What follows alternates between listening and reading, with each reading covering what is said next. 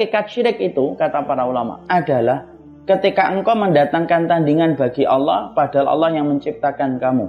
Dalam 4 perkara. Yang pertama, engkau mendatangkan tandingan Allah dalam masalah niat. Yang kedua, engkau mendatangkan tandingan bagi Allah dalam masalah cinta. Yang ketiga, engkau mendatangkan tandingan Allah dalam masalah taat. Yang keempat, engkau mendatangkan tandingan bagi Allah dalam masalah doa. Jadi di situ kita mendapati hakikat kesyirikan yang harusnya kita takut dan khawatir kepadanya, itu bukan hanya syirik itu nyembah kepada patung. Itu merupakan pembatasan makna yang tidak benar. Tetapi sesungguhnya yang dinamakan kesyirikan adalah engkau mendatangkan tandingan bagi Allah. Artinya bahwasanya ketika ada orang itu niat di dalam hatinya, niatnya untuk Allah dan niatnya untuk selain Allah, itu bisa jatuh dalam syirik. Taatnya kepada makhluk lebih besar daripada taatnya dia kepada Allah, bisa terperosok dalam syirik. Kemudian ketika mendatangkan tandingan bagi Allah dalam cinta, mencintai makhluk lebih besar daripada mencintai Allah, syirik. Sebagaimana doa, ibu berdoa kepada Allah dan berdoa kepada selain Allah, itu syirik. Jadi bukan berarti orang yang syirik itu bukan berarti tidak kenal dengan Allah, kenal.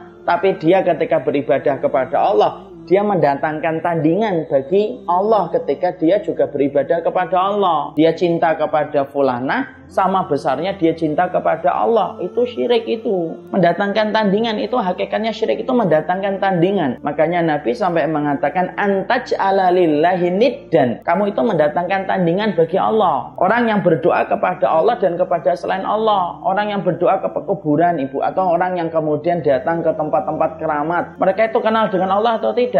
Kenal. Bahkan mereka juga sholat. Kalau ditanya, kami juga sholat kok, kami juga puasa. Tapi ketika mereka sholat dan mereka puasa, mereka mendatangkan tandingan bagi Allah dalam masalah doa. Mereka berdoa di tempat-tempat keramat sebagaimana mereka berdoa kepada Allah. Itulah yang namanya syirik. Kebodohan kita tentang kesyirikan ini yang bisa menjadi penyebab besar kita terperosok dalam kesyirikan itu. Dan ini berbahaya betul. Masalah cinta saja kan banyak yang jatuh dalam syirik tanpa disadari. Baik dengan tutur kata yang ringan ataupun dengan tutur kata cinta yang betul-betul berat. Makanya kata-kata cinta pun bisa menjerumuskan kita kepada kesyirikan kalau kita tidak sadari. Contohnya apa? Hidup dan matiku hanya untuk dirimu. Ibu ngapain senyum-senyum? Udah lewat masanya ibu. Itu 20 tahun lalu. Kalau kita sudah menempatkan hidup dan matinya kita untuk makhluk, yang tersisa untuk Allah terus mana? Hal itu kan hanyalah puisi loh.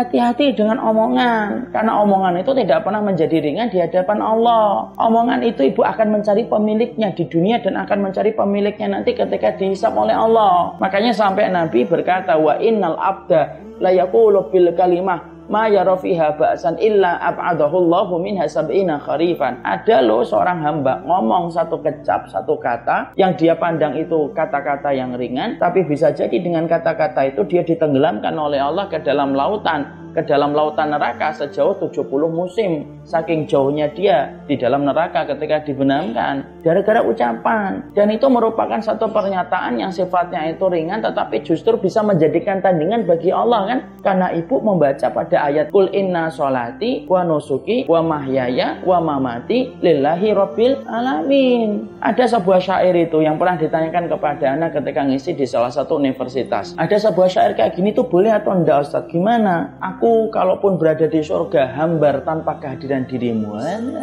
Gombal banget ya. Masalah gombalnya jelas gombal, tapi bolehkah kita mengatakan semacam itu? Enggak boleh. Hidup dan matiku untuk ini. Aku tidak bisa hidup tanpa alat musik. Aku tidak bisa hidup tanpa ini. Sering diucapkan ringan, tapi kita tidak sadar telah menjadikan tandingan bagi Allah dengan sesuatu. Hakikat syirik itu mendatangkan tandingan, Ibu. Jadi bukan hanya nyembah kepada patung. Karena selama ini, kita ini didoktrin dari waktu SD yang namanya syirik itu nyembah kepada patung. Karena gambaran kita orang musyrik itu nyembah kepada patung. Padahal orang musyrik pada zaman Nabi, mereka kenal dengan Allah, mereka faham dengan Allah, dan mereka pun berkorban untuk Allah dan mereka berdoa kepada Allah. Tapi sembari mereka berdoa kepada Allah, berkorban untuk Allah, tetapi mereka pun juga sama berdoa kepada selain Allah dari Lata dan Uzza dengan satu niatan. Lata dan Uzza itu menyampaikan hajat mereka kepada Allah.